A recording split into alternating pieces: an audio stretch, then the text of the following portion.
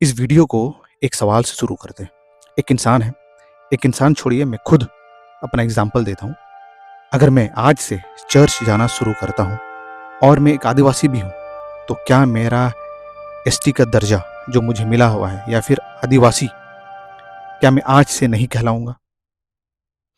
इस सवाल का जवाब देने से पहले मैं चाहता हूँ कि ये वीडियो आप पूरा देखिए।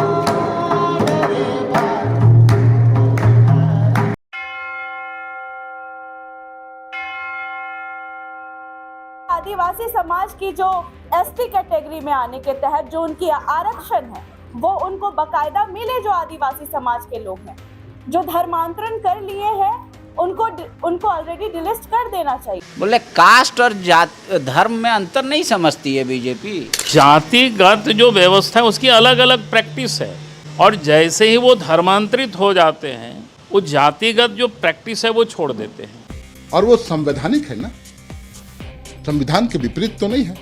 संविधान में तो इस बात की आज़ादी है, अगर मुझे कल इच्छा करे कि मैं किसी दूसरे धर्म में चला जाऊं तो कोई मुझे रोक नहीं पाएगा। स्वागत है आपका, मैं हूं नीलेश मुर्मू, इंडिया झारखंड से। आज हम बात करेंगे झारखंड के, इनफैक्ट भारत के सबसे संवेदनशील और कम समझे जाने वाले विवादों में से एक, सरना बनाम ईसाई आदिवासी आरक्षण बहस। झारखंड में एक लड़ाई चल रही है, आदिवासी और बाहरी लोगों में नहीं, आदिवासी खुद अपने बीच लड़ाई लड़ रही है। एक तरफ है सरना आदिवासी जो आज भी अपने पुरखों का धर्म मानते हैं, अपने पारंपरिक देवी देवताओं का पूजा करते हैं, और दूसरी तरफ ईसाई आदिवासी जो वही लोग हैं, वही खून है, बट उनका जो धर्म है वो अलग है। मैं इस वीडियो में प्रयास करूंगा कि दोनों पक्ष को ईमानदारी से रखूं, क्योंकि मेरा ये मानना है कि कोई एक पक्ष सही हो, ये ऐसा विषय है ही नहीं। आरक्षण व्यवस्था जो है वो एक खास वजह के लिए लाई गई है, ताकि जो नीचे तबके के लोग हैं उसे मेन स्ट्रीम डेवलपमेंट में लाना, ताकि उनका हिस्सेदारी इन द डेवलपमेंट सुनिश्चित की जा सके। इसलिए हम देखेंगे कि कॉलेजों में या फिर जॉब्स में जो रिजर्वेशन है वो है, ताकि जो सालों से चली आ रही जो अनबन है या फिर कहूँ कि डिसबैलेंस जो है उसको सही करना है। लेकिन असली समस्या यहीं से शुरू होती है।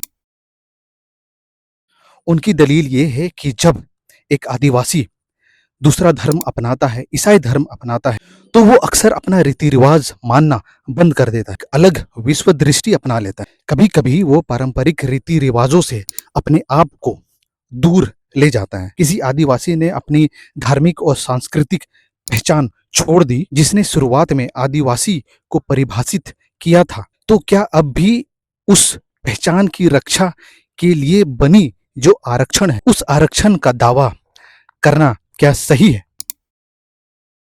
धर्मांतरण जो है वो भेदभाव को खत्म नहीं करता। यदि कोई इंसान, वो क्रिश्चियन है, वो ईसाई है, तो उसके साथ भेदभाव अभी भी है, उसके साथ लैंड एलियनेशन का प्रॉब्लम अभी भी है। धर्मांतरण करने से जो डिस्क्रिमिनेशन है, जो प्रॉब्लम है, वो खत्म नहीं हो जाता। अगर धर्मांतरण करने से जो सोशल डिस्क्रिमिनेशन होती है, लैंड एलियनेशन का प्रॉब्लम होती है, अगर ये खत्म हो जाता है तो ऑब्वियसली ये जो रिजर्वेशन है वो नहीं ही मिलना चाहिए। क्योंकि रिजर्वेशन जो मिली है ना, वो एक खास मकसद के लिए बनी हुई है कि जो बैकवर्ड सोसाइटी है वो मेन स्ट्रीम डेवलपमेंट में आ सके, और वो आदिवासी जो अभी ईसाई धर्म को अपनाया है, जो प्रॉब्लम्स जो गैर ईसाई आदिवासी विटनेस कर रहे हैं, महसूस कर रहे हैं, या फिर उनके साथ किया जा रहा है, वो तो आदिवासी क्रिश्चियंस के साथ भी किया जा रहा है। ईसाई आदिवासी लोग हैं, उनका दलील ये है कि जो धर्म के आधार पर जो डिस्क्रिमिनेशन की जा रही है, जो बहिष्कार की जा रही है, वो अनकॉन्स्टिट्यूशनल है। इसमें हम कुछ और जोड़ते हैं, जैसे वोट बैंक, भूमि अधिकार और घटते नौकरी कोटे को लेकर आपको मिलता है एक ऐसा विवाद जो कि धर्म शास्त्र कम और जो अस्तित्व और पहचान की लड़ाई वो ज्यादा है। और ये उसी राज्य में हो रहा है जहाँ पे अवसर पहले से ही कम है।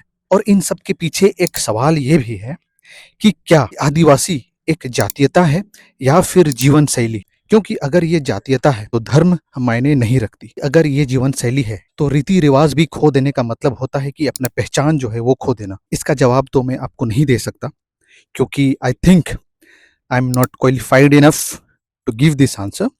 और अभी भी ये विवाद जो है वो अ, चल ही रही है। जो भी समूह वो आदिवासी है या नहीं, वो शेड्यूल ट्राइब है या नहीं, उसका कुछ क्राइटेरियाज है।